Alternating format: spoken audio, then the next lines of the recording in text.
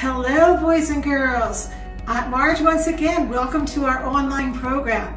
I have another object lesson for you today, and my question to you at first is, do you think it matters what we think or what we do? That's the question that we want to consider today. This large vase is going to represent you and me. Jesus wants us to be pure like this water is. And guess who else is pure?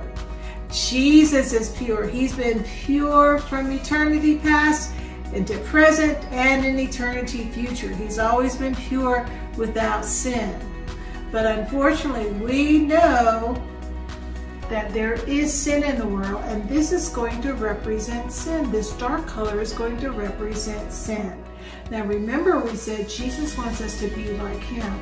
In fact, if we're going to live with him forever and ever, we have to think just like Jesus. We have to act just like Jesus. But you know there's an evil one, and he comes about and he tempts us to do different things that are wrong. So we're pure at first, but sometimes we might cheat on a test.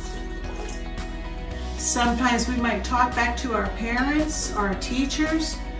Sometimes we might steal. Sometimes we might have hate in our hearts. And what happens, boys and girls, before we know it, those sins that Satan tempts us with are inside of us because we have not resisted. But good news for you, we don't have to have sin in our lives. In 1 John 1 verse 9, it says, if we confess our sins, God is faithful and just to forgive us our sins and to cleanse us from all unrighteousness. So in this container, this vase or picture, I have water that's going to be representing Jesus. And it says that if we confess our sins, if we're really sorry for our sins, he will forgive us, and not only forgive us, what else is he going to do? Boys and girls, he's going to clean us up. We need more Jesus because we're not quite clean. So let me go get some more Jesus. So boys and girls, we're going to put more and more of Jesus in us. And look what's happening. What happened? Jesus cleaned us up. So instead of having that dark sin in our lives, Jesus cleaned us up just like he promised in 1 John 1:9.